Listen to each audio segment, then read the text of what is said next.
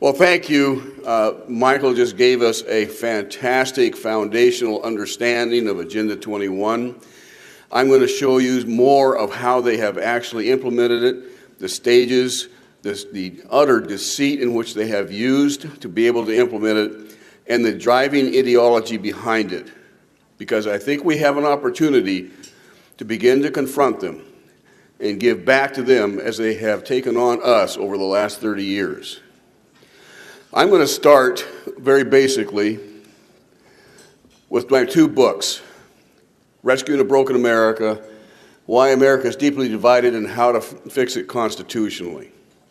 That is a powerful, powerful book that goes into the environmental issues as well as constitutional issues and how to fix it. You end up with a two-chapter discussion on coordination, but you can't use coordination in California because you have basically progressives in your local government. And progressives hate this particular approach. So your first evidence or effort, as Michael just described, is to get rid of those, vote them out of office, and put in constitutionally oriented city councilmen, county commissioners, and so forth, school boards, because it works with any elected government, and it has stopped the federal government dead in its tracks all across America. There are literally hundreds and hundreds of counties and city councils and town councils and so forth that are currently implementing this across the country. It is a very powerful tool, but it will only work if you have a constitutionally oriented elected board of whatever. On the right is Plundered. That's just 2 weeks old now. It is one of the best-selling books we've ever had. It's not even fully published yet. It's still in editorial form, so I'm discounting it here because it still has a few editorial errors in it. But nonetheless, it is the best-selling book that we have ever had. It is just going out of our office like hotcakes. Why? Because I've gotten comments back, it is spellbinding. Literally spellbinding. I've had people say that they started reading it when they were going to bed at 10 o'clock at night, and at 2:30, they realized it's 2:30, they thought it was maybe 11 o'clock or so. And I think if we utilize what's in this book, we can begin to push back and throw into their face the same thing they have thrown into ours for so many decades. That's the war of worldviews. I'm going to talk about that first. It's going to be a very, very abbreviated discussion because we don't have much time in an hour. Agenda 21 and smart growth. Agenda 21, Michael has addressed, but I'm going to give you a little different slant on it. Biodiversity and the Wildlands Project, that's what led me to be able to stop the Biodiversity Treaty from being ratified in the U.S. Senate, and I'm going to explain that as well. I again went into detail last night. I'm not going to give that much detail today, but it was really an action of God. There's no question. And then what we can do. Coordination is one of the methods. You can't use it yet because you need to start at the first rung and get rid of your progressive leadership in your local governments. So the world of worldviews. Before I get into that, education is a key component, as Michael has indicated. And I want to start out with a plan developed by HUD back in 1970. Actually, it was several years before that they were doing the work. It was just published in 1970. It's the Behavioral Science Teacher Education Program, BSTEP. And you will not believe it, especially those of you who have gray hair like me, because you knew what our country was like in 1970. The newer generations don't.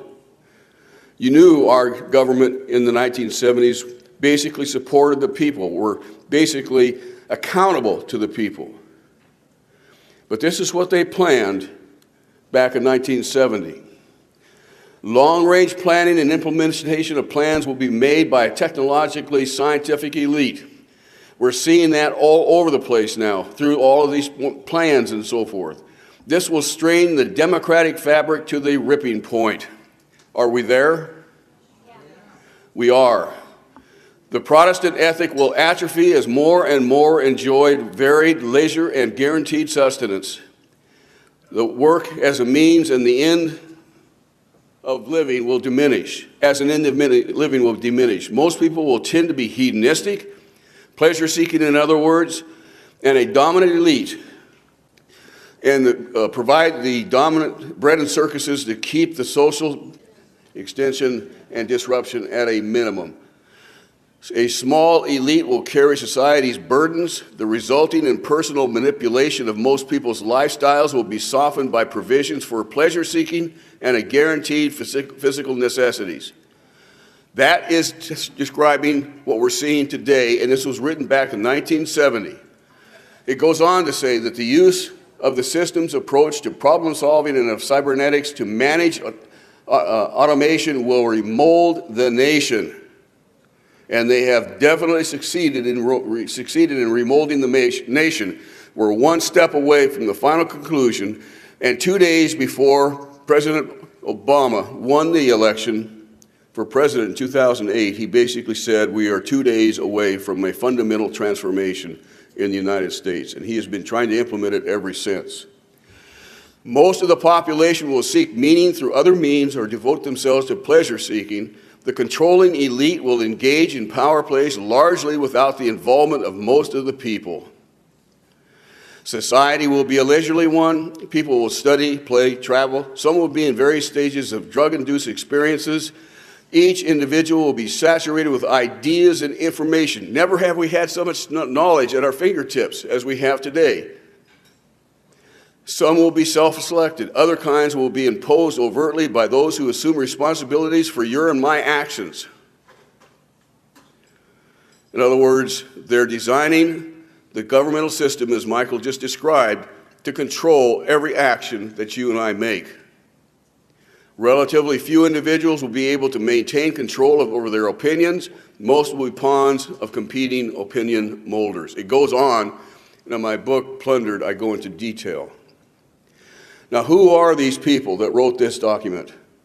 The U.S. Department of Health, Education, and Welfare, the American Academy of Sciences and Sciences, Arts and Science, American Academy of Political and Social Sciences, the General Electric, U.S. Air Force, RAND Corporation, Hudson Institute, Ford Foundation, University of Illinois. The list goes on, just like Michael described what he was talking about. We have companies, we have government, and we have public-private partnerships that are seeking to mold us into this particular category so that we will be a compliant citizenry and do whatever they tell us to do.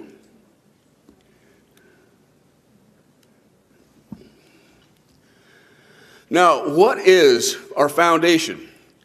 Michael mentioned it a little bit. John Locke, I'm just going to touch on it, the father of the U.S. Constitution, wrote several dissertations that provide the foundation for our Declaration of Independence and our Constitution. Frederick Bastiat, a French legislator, wrote the little pamphlet called The Law after reading John Locke. Fantastic little pamphlet if you can get it, The Law. Sir William Blackstone, the first English lawyer to establish the legal profession in London and the first law school, and wrote the first legal dictionary based on John Locke's writing. Thomas Jefferson, of course, James Madison, and so forth.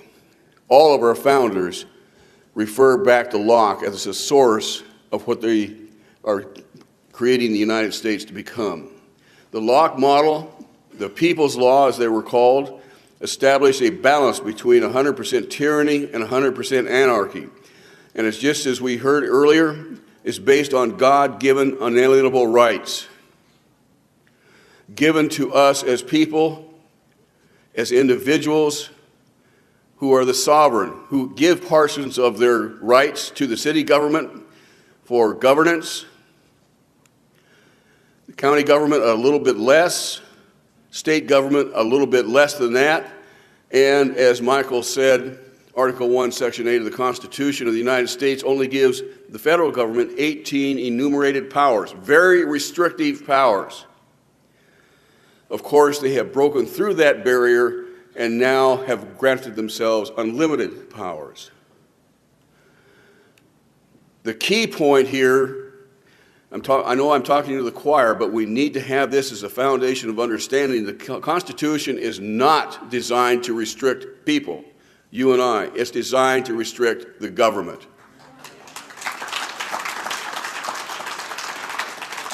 The government is raw power. And power corrupts, and absolute power corrupts absolutely, as Lord Acton said. And what we are seeing is the absolute corruption of our political system, especially with this administration. James Madison basically said the same thing that John Locke said, that the government is instituted to protect private property of every sort, as well as that which lies in the various rights of individuals. This being the end of government. When I show this to a general audience, I can hear an audible gasp. I don't think that's too surprising to you. But nonetheless, the purpose of government is to protect our private property rights, because if your private property rights are protected, your liberties are protected, as well as the economic engine to create wealth. I could spend the next 20 minutes on that alone. And we're all having a discussion this afternoon. I hope some of that's brought out. That alone, Madison says, is a just government which impartially secures to every man whatever is his own. Now, when I say it's basic to the wealth creation, if you look at the average 2010 income for Americans is $47,200. It's a little bit higher than that now. It was actually a little bit higher than that in 2010 too, because the 2008 crash kind of took it out of us. But it was $47,200. The socialist Europeans was $32,700. Why? Because it's socialist.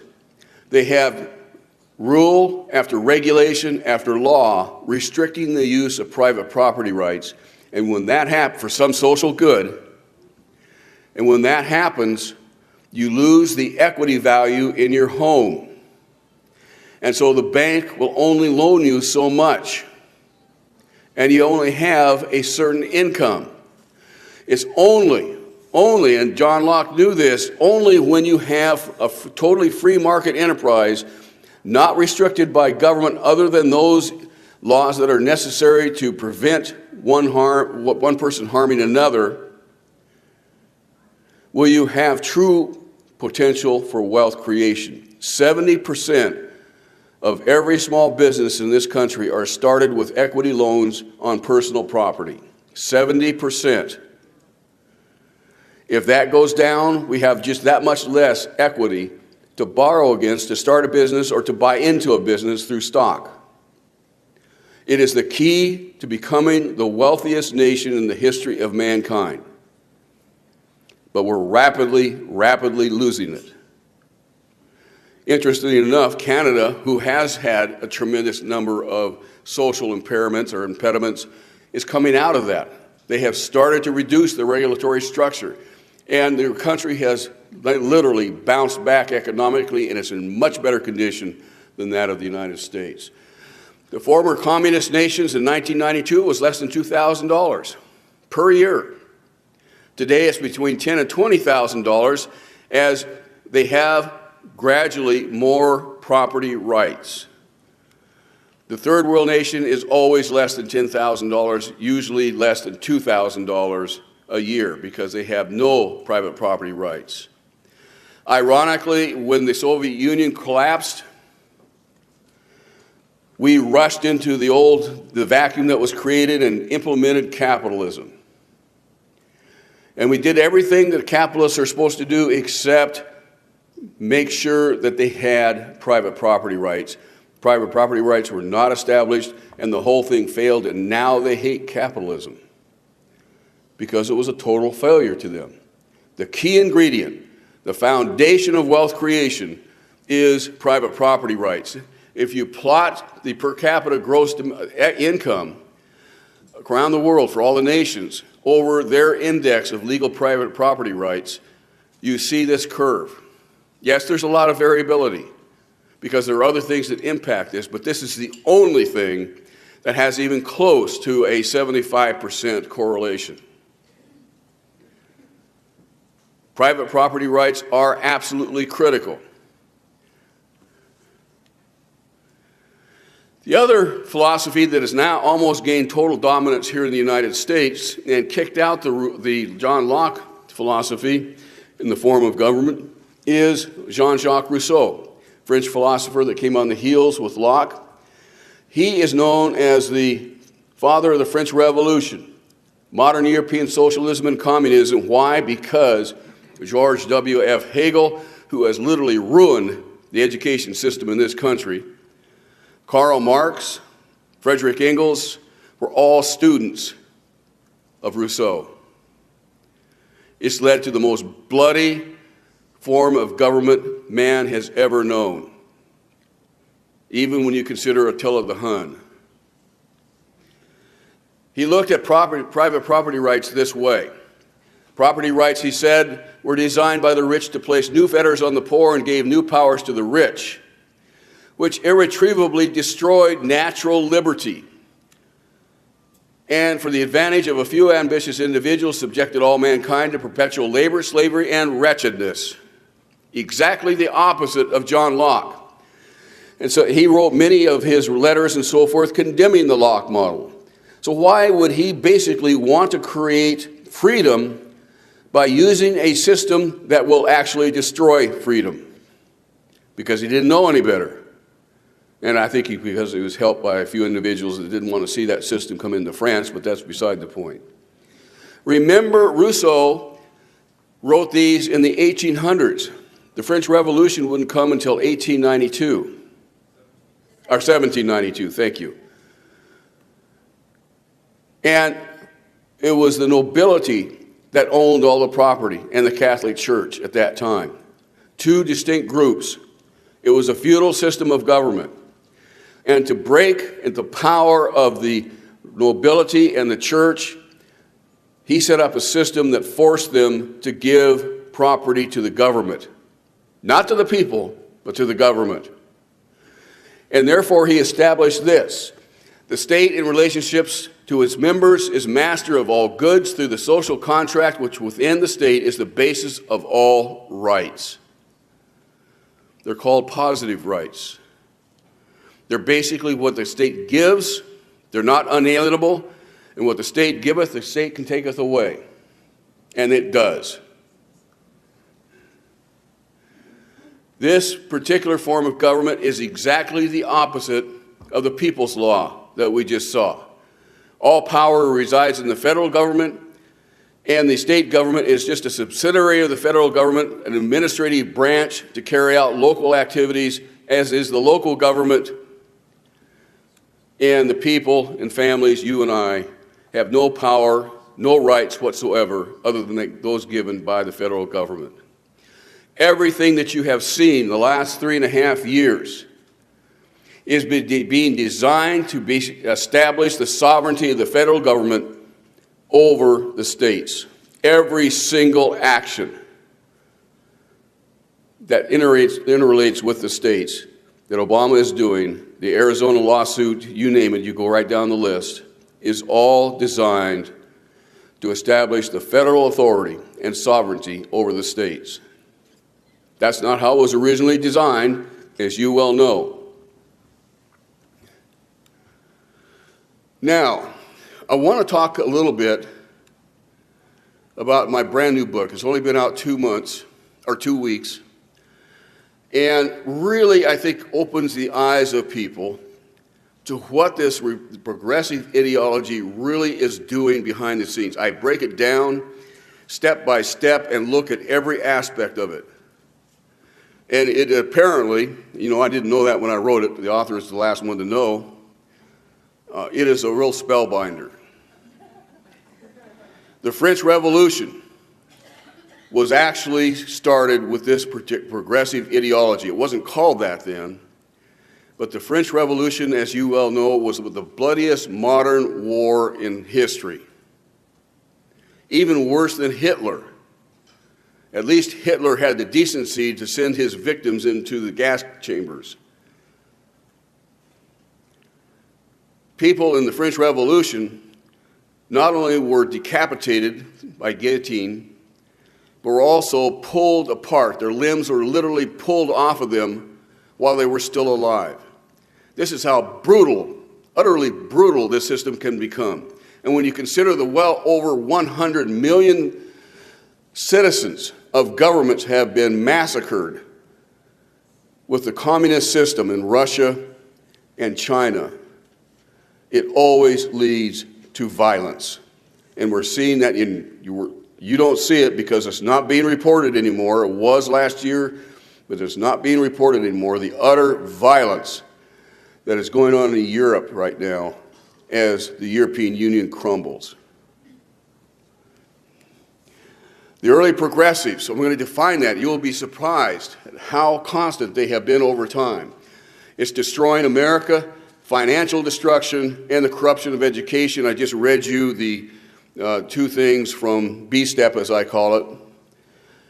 They have controlled our educational process for at least 3 generations, mostly in urban areas. That's why when you see a map of how people vote, more counties in rural areas vote for Republicans, and the cities always vote for the liberals because they have been brainwashed. They don't know any better. They have never been taught the constitutional foundation upon which this nation is established and the freedoms that it has given them to do what they're doing today. In 1995, a brand new science called psychiatry was being introduced. And Gustave Le Bon, a Frenchman, wrote this book, The Group. It was actually used by Adolf Hitler to be able to control the masses of his people. Of course, he was doing exactly the opposite of what Gustave suggested, but nonetheless, it was a tip-off as to how he could manipulate the masses. He wrote the book, The Crowd, the study of the popular mind, because it was beginning to be very, very dangerous. And he said this, and I go into much more detail, give examples of modern day, what's happening today in the book. Sentiments and ideas of all the persons involved take one and the same direction, and their conscious personality vanishes. Have you seen that? It's like a mob. A collective mind is formed, but presenting very clearly defined characteristics. One of these is that they no longer consider themselves, but they have become automatons. They just walk around like robots espousing their propaganda. They have ceased to be guided by their own wills. It's just one thing after another. This was written in 1895, and we're seeing it being played out today. They most often have only a very distant relationship to the observed fact. They can't connect with reality. I've talked to psychiatrists that have this understanding, and they say he was right on. They cannot connect to reality. They develop all of these fantastic plans and schemes and so forth to help people and only wind up destroying them. Because that's what's going to happen with our entitlements if something isn't changed. They have a sense of invincible power. They're utterly arrogant. They believe they have all truth, and you are just a bunch of idiots out there. The contagion of thought, something happens, and one of the leaders in this movement basically says something, and the whole country says it the next day. An individual sacrifices his personal interest to the collective interest. The unions, I was just in Wisconsin earlier this week, and the unions, even though they are destroying the state and themselves along with it, continue their demands, even though they will be destroyed if they ever get what they want. Doesn't matter. Winning is everything. Commits acts of utter contradiction with his character and habits. They can be very nice people, but when they begin to fall back on their belief system, their ideology, they can become extremely arrogant and even violent. The mere fact that he forms part of an organized crowd or a mob, a man descends several rungs into a ladder of civilization. Isolated, he may be a cultivated individual in a crowd. He's a barbarian. And you have seen in recent months, time after time after time, and it's ripping Europe apart right now. Hasn't gotten that bad, but Occupy Wall Street is a symptom. Occupy Wall Street, contrary to the basic fundamental media, is highly organized and very well funded. It's organized in a way that kind of demonstrates that people are just there, they're just average people. They don't really know what they want, but they're upset. That's the purpose, except the whole thing was planned that way. Hundreds of millions of dollars were planned setting this up. It's all detailed in the book. I have it all in the book. Without the restraining presence of the representatives of authority, the contractor, the contradictor, that's you and me, the one who disagrees with the mob, indeed would often be put to death. If there wasn't some sort of legal barrier holding them back, I have no doubt in the world, and we've seen it, it's really starting to happen in Europe. We saw a little bit with the Occupy Wall Street, but it's going to get worse. I think it's going to start up again next month. And they would be utterly violent to the point of putting you to death. Some of the things they say, as you have seen, is just unbelievable. Talking about murdering those who disagree on global warming. Basically, every one of them should be sent to the concentration camp or disposed of. All of these statements are made by this ideology. I spoke 2 days ago to a crowd of about 250 people. It was a mixed audience of natural resource users. And the audience really accepted what I had to say. And at the end, I opened it up to questions, and one little girl jumped up, and she said, I am one of these conservation biologists who works for the U.S. Forest Service, and I want to tell you, you don't know what you're talking about. Arrogance. I know exactly what I'm talking about. You're not using real science. No, I'm using real science. They're using pseudoscience. And she said, I'm so disgusted, I would not be able to go to sleep unless I said something. And there was dead silence on the audience. And I said, thank you. You said everything I wanted to say. And concluded the meeting, and I got a standing ovation. She must have felt like a little worm. But you know what she did then? She went and stood in front of my book table to keep people from buying any of the material that would help them understand what I was talking about. These people are energized. They will do anything to stop you. They will demonize you. They will degrade you. They will do anything to stop you. So if you start taking action, expect it. Wear it like a crown, because you are basically exposing the fact that they utterly hate you. They're the greatest haters. They're the greatest bigots in the United States, and yet they accuse you and I of doing that. It's time to give them back what they have given us.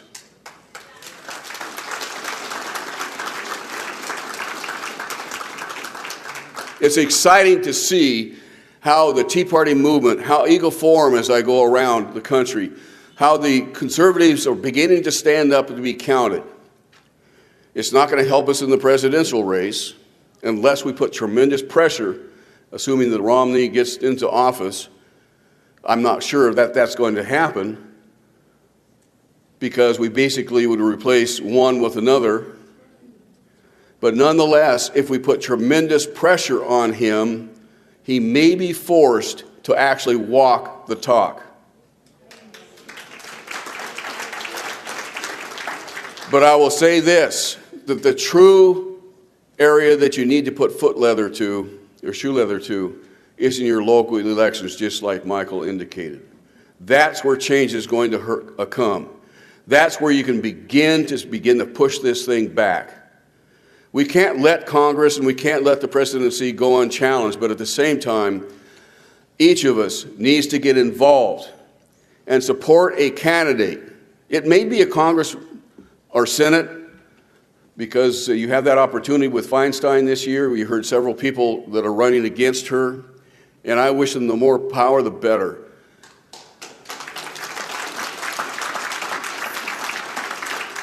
But the key is to turn off your TV and really put your energy into supporting someone that is running on a constitutional basis at some level of government. You can't spread your efforts too greatly because otherwise you won't be any good. You've got to focus on just a small target, maybe 2 candidates, but that's the most. You can support others who are supporting other candidates when the time comes to stand up, but at the same time, your energy, your shoe leather has to go in a targeted direction.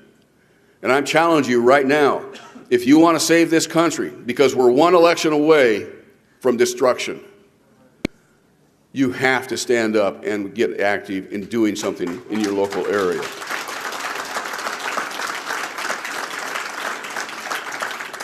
You see the violence in England even a year ago. You've seen it with the Occupy Wall Street, although not as violent. Nonetheless, I think it's going to get very violent this summer. And it all comes from the rules from radicals, as you probably all know. It's been written about very much in Eagle Forum by Saul Alinsky.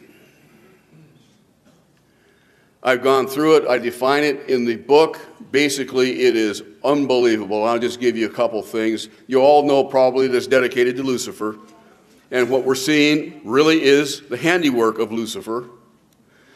But the third rule, this is on page 29, the third rule of ethics means the ends is that in a war, the ends justify almost any means. And I want to really emphasize that point because they will lie, they will cheat, they will tell you anything that you want to hear and then turn right around and stab you in the back or do just exactly the opposite. The difference between the progressives and the extremist Muslims, there is no difference in this regard. They will tell you anything you want to hear, but they mean something totally different. You cannot trust anything they say. The progressive ideology has resulted in severe unintended consequences. As you well know, we basically now have a $15.6, almost $7 trillion national debt. This is a couple weeks old, which each of us owes $137,000, $138,000. I hope you brought your pocketbook and we can start paying that down. With a $1.3 trillion expected deficit. Once more, and as you well know, by the end of his first term, Obama would have racked up more in debt than all the presidents up to George Bush in history. And yet he doesn't care. I'll explain why in just a moment. But that's nothing compared to the unfunded liabilities that we're now experiencing, $118 trillion. The gross domestic product of the entire world is only $63 trillion. And yet, that means $1 million for each of us. There's no way we can pay that. And yet, these progressives have fought tooth and nail to change anything to make it on sound footing, which means they're so ideologically driven they cannot see the truth, which could be for many people, or they are trying to collapse the U.S. system, just as Michael said. There is no other choice.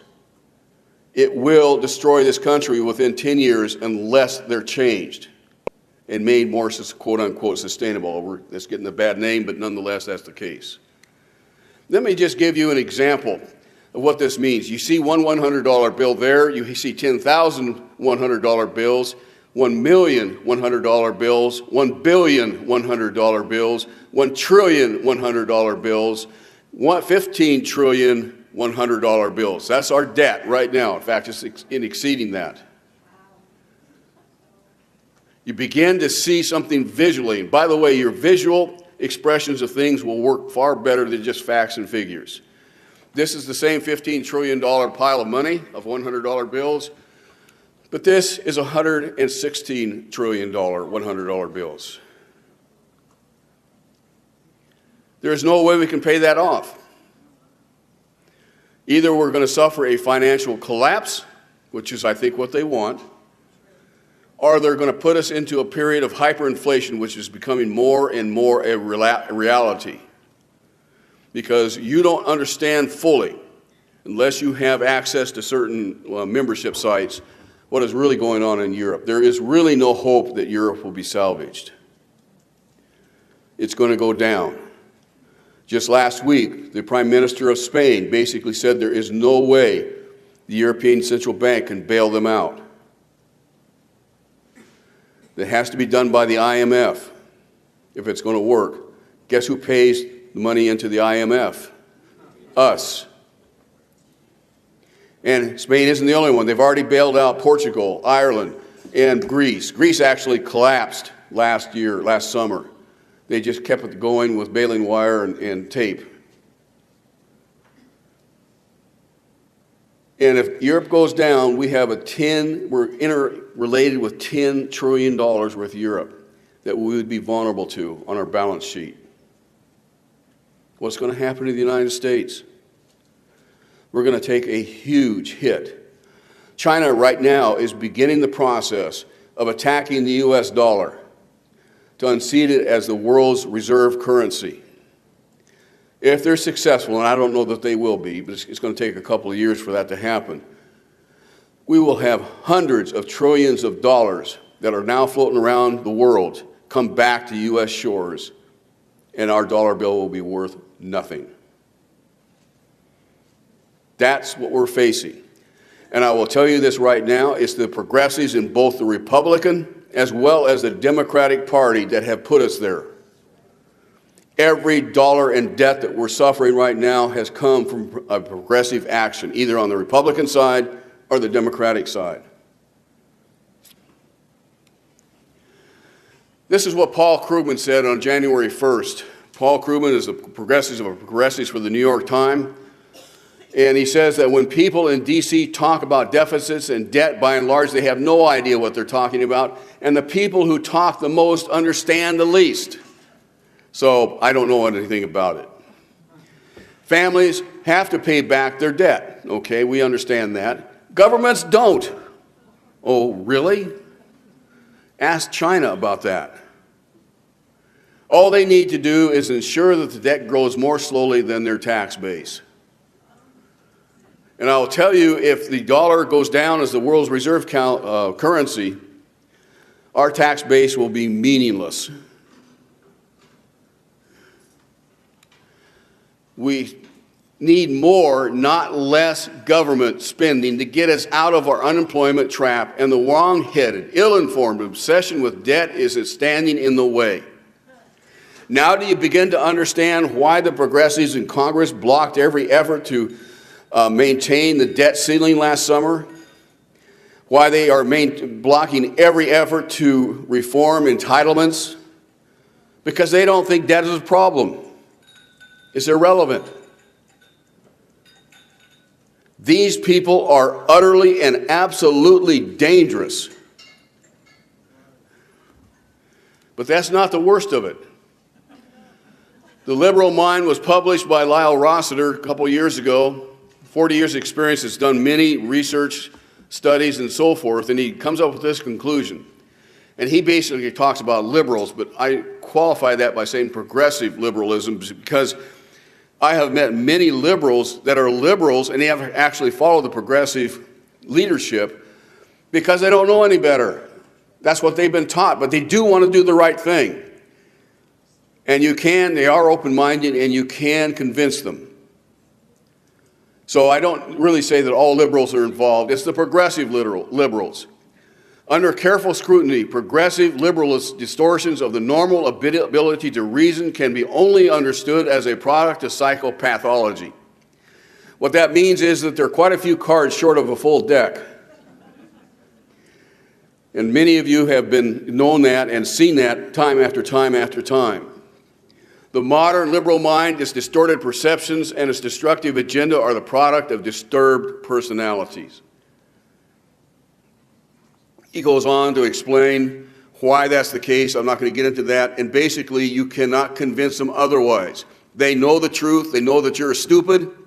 They think they're deep critical thinkers, and really they're only very shallow linear thinkers. Gun control. Guns kill, so we got to get guns out of the society. Never mind that criminals can get guns. And that's why criminal activity, murders and so forth, skyrocket after gun control is initiated. They are very simple linear thinkers. They cannot think critically. but yet they control our political system, our judicial system, our educational system, and the media, this way of thinking.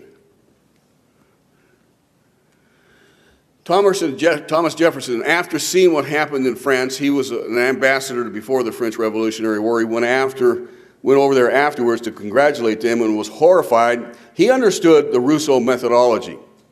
People think that our founders apparently were very ignorant. They weren't. They were very knowledgeable. They were very studied. And he was horrified to realize that they're implementing the Rousseau model of government, knew the catastrophes that would result, and when he came back, he wrote this letter. When all government, domestic and foreign, as little as great things, shall be drawn to Washington as the center of all power, it will render powerless the checks provided of one government on another, and will become as venal and as oppressive as the government from which we have just separated. Have we arrived? Yes, we have. He wasn't a prophet. He just knew human nature. And so what we have here is the People's Law that was originally established by our founders that basically have been subverted by Rousseau special interests and installing the Rousseau feudal ruler model of government right over our heads, right now. And I think we have one election stands between us and total dominance by this new system. We will lose our Constitution if we do not begin to change and vote many of these progressives out of office at every level of government this coming November. It's as serious as that. Well, Agenda 21, I'll give you a little bit more information on that. Mike did a great job already. Agenda 21 is a 40-chapter document that literally stands out and controls every aspect of human life. Every aspect. I can't overemphasize that point. The government will control every aspect of your life if this thing is installed. It's a soft law. It doesn't have the power of law, but it was written by the International Union for the Conservation of Nature. I mentioned that last night in my talk. They've developed smart growth, biodiversity, global warming, and what is it? The purpose of the IUCN is to promote alternative models for sustainable communities and lifestyles based in what? Eco-spiritual practices and principles to accelerate our transition to a just and sustainable future. Environmental justice. This is its root. This is where it came from, is the IUCN. Humanity must undergo a radical change in its attitudes, values, and behavior. And in response to this situation, a new global ethics is taking form and is finding its expression in international law. Why? Because the IUCN writes all the international environmental treaties. What does sustainable development really mean? Well, a guy by the name of Stephen Rockefeller had taken this out of the Club of Rome and shepherded it through the IUCN into the United Nations and into a treaty and the Earth Charter, which we stopped from being accepted by the United Nations in 2002. I won't get into that very much. Michael mentioned it, but it is a new religion. Believe me, if we hadn't stopped it in 2002 in Johannesburg, South Africa, we would have a world religion right now. And backing that world religion would be a new treaty called the Covenant on the Environment and Development that would have put teeth, legal teeth, to everything that I've been talking about. But we stopped it so far by the hand of God. That's all I can say. But anyway, Stephen Rockefeller, the son of Nelson Rockefeller, governor of New York State, very, very new age pantheistic believer, said this. This is how he's defined it. This is the end game, by the way. For all the sustainable development that you're seeing the definition of sustainable development as well, and do something stupid today that's going to deny future generations, et cetera, et cetera, et cetera. That's their public definition. This is their private definition. This is their end game. This is where they're going to take us. Sustainable by definition means not only indefinitely prolonged, but nourishing, as the earth is nourishing to life and the self-actualization of persons and communities. Whoa. What is this communities? Communities has a dual meaning, and I'll show you what that is in a moment. But the self-actualization is obviously very new age, and it goes on to say that the word development need not be restricted to economic activity, but can mean the evolution. Evolution, by the way, is an alternative word for that is reincarnation, as you will see in the next quote. The evolution, unfolding, growth, and fulfillment of any and all aspects of life. What does he mean by life? It's not what you and I look at it as. This comes out of the United Nations Global Biodiversity Assessment. I'll talk more about that in a few minutes, but it's one of the documents that we're trying to get out of the UN that we were able to use to stop the ratification of the treaty. I'm taking it out of context a little bit here because I want to have you see this definition. Traditional or pantheistic societies, that's another name for traditional, is pantheistic societies. Pantheism, by the way, is the belief that nature is God. Very simple definition. Societies tend to view themselves as members of a community. Okay, there's that word community. Now, so what do they think about it? Not only includes other humans, but other plants, animals, as well as rocks, springs, and pools. So these inanimate, non-living entities, to you and I, are members of your community that you have to be able to support. So you shouldn't be graveling your driveways if you live in a rural area, because you would be driving over and crunching members of your community. But they're very, very, very serious about this, folks, much as the radical Islamists are about Islam. And they're implementing this on you and I without really telling us what they're doing. People are then members of a community of beings, living and non-living. So that rock is actually a being. If you believe in reincarnation, you can see it. Because rocks will reincarnate into living entities, eventually, if their karma is good, into human beings. Humans, if their karma is good, will evolve into ascended masters. This is where they're taking us. We heard last night where environmentalism almost acts like a religion. Folks, it is a religion. And I have many quotes to prove that. The United Nations has three advisors. One's the World Resources Institute for Nature, or Institute. One is the World Wildlife Fund for Nature, and one is the IUCN. The IUCN created the other two in the 1970s so that it would not stand out. It would not be really noticeable. But it's the big mother of them all. Who belongs to the IUCN? Well, guess what? The United States Environmental Protection Agency, U.S. Fish and Wildlife Service, the National Park Service, U.S. Forest Service, NOAA, NASA, you name them. They're all members. As well as ICLEI, that Michael talked about, Sierra Club, Nature Conservancy, National Wildlife Federation, National Audubon, the National Resources Defense Council, Environmental Defense Fund, and so forth. 700 of them. As well as the United Nations Environmental Program, the United Nations Development Program, UNESCO. Now, they get behind closed doors. It's not open to the public. You and I can't attend, and it's not open to the media. It's totally behind closed doors, and they develop basically their eco-spiritual agenda as to what they're going to apply and impose upon you and I. And they've done a brilliant job of it. So many of the things over the last 30 or 40 years have come out of the IUCN, and you had no clue. Being brought to us by our federal agencies with the collaboration with our non-governmental environmental organizations. It is diabolical.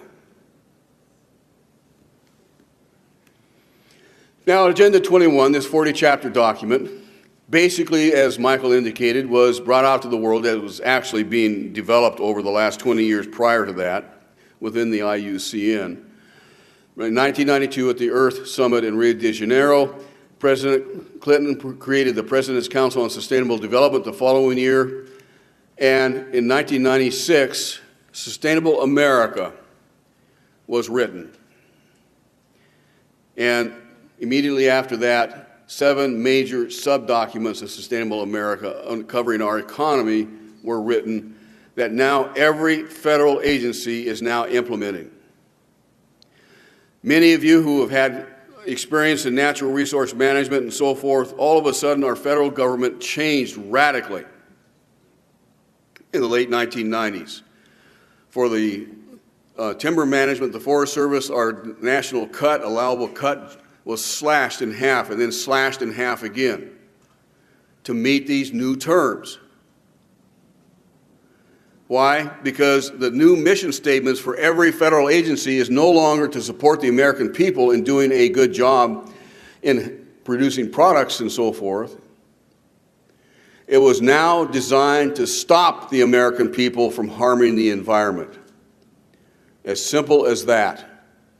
And everything was redirected. Highway monies were redirected to high-speed rail and light rail.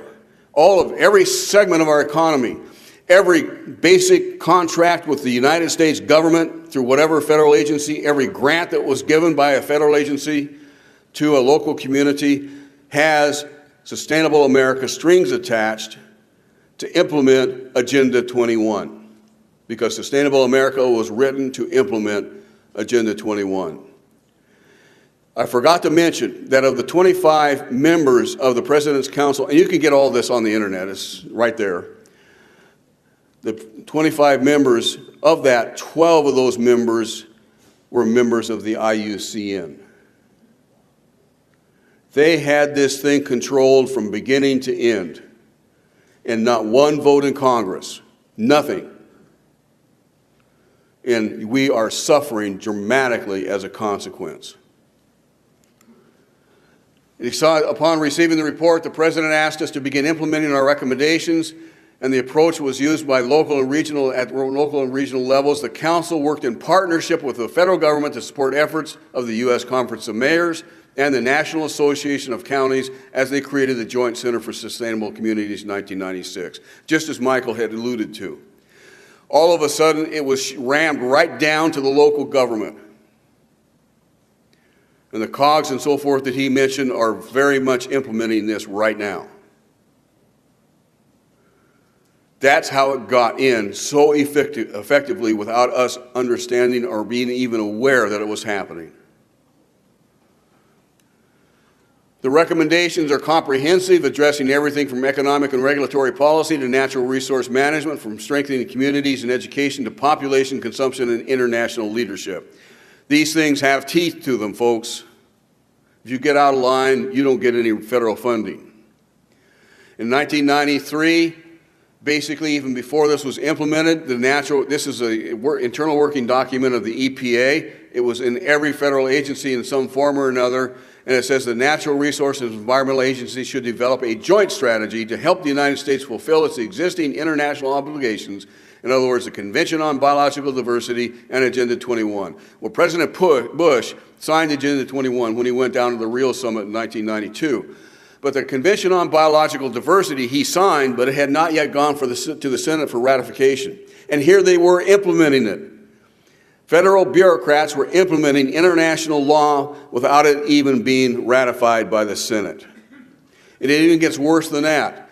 The executive branch should direct federal agencies to evaluate national policies in light of international policies and obligations, and to amend national policies to achieve international objectives, without one vote being taken in Congress. Unbelievable. You know the fastest way out of the dilemma right now? Slash the federal government by half and then slash it again by another half. President Harding did this in 1921 because Wilson left us a huge depression. It's called the Forgotten Depression because the liberals and the progressives are trying to bury it. But he got rid of that depression in a year and a half. Obama has had 4 years now, and he is still bogged down, and it's only going to get worse. I think we've seen the peak just last month, and it's going to start going downhill again because he's using the wrong method, using Keynesian economics, which will fail every single time. Keynesian, yeah, thank you. Smart growth. I'm going to go through this fast. First one was actually Portland, about the same time the Santa Cruz that Michael talked about last night began to implement it. and they established an urban growth boundary. Now, what does this look in reality? They basically zoned agricultural land into developable land, and all of a sudden that land went from, let's say, $10,000 an acre at that time up to $100,000 to $200,000 an acre. And this is what it looks like from the air. On one side, you have land that's worth hundreds of thousands of dollars today. On the right, you have land that may be worth $20,000 today. Where is this? This is in Portland, Oregon. And whoever draws that line has tremendous political power because he can tell his friends what land is going to be within that boundary and what's going to be without. And it happens all the time. Everything that this sustainable development does open the doors wide open to corruption. Now, what does it do? Real family mean income for Portland stayed pretty constant, but this is what happened to real housing prices. Increased by 300% because of smart growth. It's not the only one. In the Institute for Economic Research at Harvard University, basically those cities in the country that have still natural zoning, the land is worth maybe $30,000 to $40,000 per quarter acre lot. In those areas, like San Francisco and so forth, that have had smart growth the longest, the land is worth up to $600,000 a quarter acre lot. And it's all due to regulations, all of it.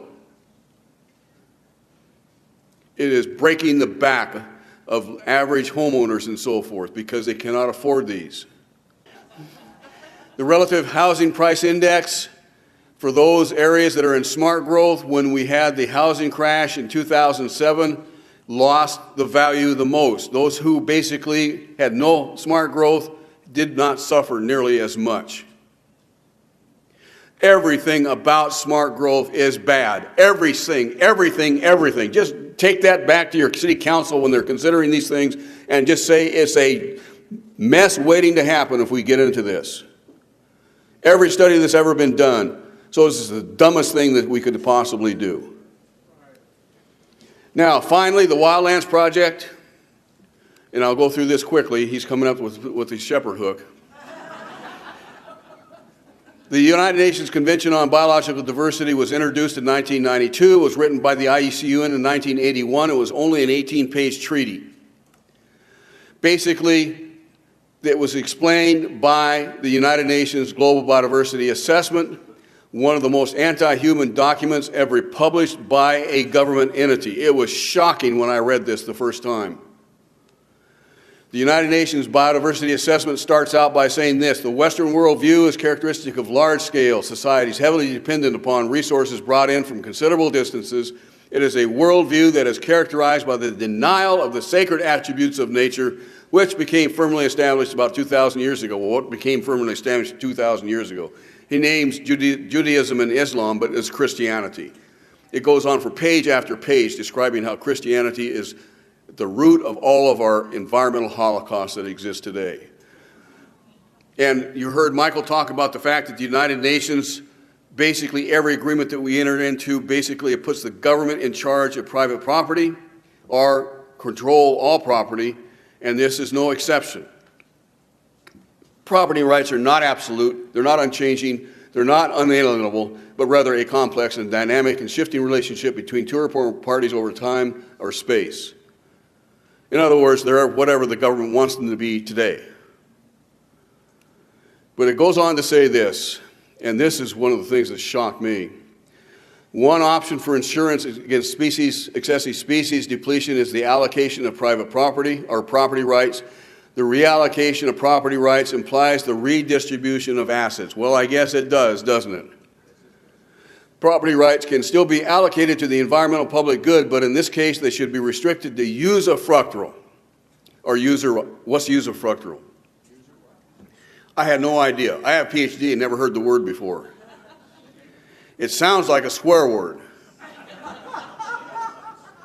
And I looked it up in my old college dictionary that sits on my desk, or at least I used to. I use the internet now, but nonetheless, at the time, I used that old college dictionary, which was pretty ancient in itself. You won't find it in the modern dictionaries, but the college dictionary basically said that the usufruct system was started by the old Roman Empire, and it means that the Caesar owns everything. And he allocates to whom he will the rights and privileges to use that property for whatever purpose. It is horrifying to realize what they're setting up for us. You saw this in Michael's presentation. In the agricultural world in which most human beings are peasants should be able to support 5 to 7 billion people. Folks, we have 7 billion people. That means we all have to become agrarian peasants. Or, in contrast, a reasonable estimate for an industrialized world society at the present North American material standard of living would be 1 billion people. That's where they're taking us. And this is the smoking gun. To protect and recover biodiversity, representative areas of all major ecosystems in the region need to be reserved. Reserve blocks should be as large as possible. Buffer zones should be established around these core areas, and the corridor should connect these areas. This basic design is central to the Wildlands Project. We had been down to the Senate in July. We had miraculously stopped, explained last night, miraculously stopped the ratification in August. Just phenomenal. And then in September, when it came up again, we got a document out of the IUCN. I don't have time to explain how we did it, but nonetheless, in another miraculous move, and God has a sense of humor, folks, through a series of events, the IUCN itself sent us the document that we used to stop the treaty in the U.S. Senate from ratifying the treaty. It was astounding. And it was this quote that did it, because we had already explained to the Senate it was the Wildlands Project. And what is the Wildlands Project?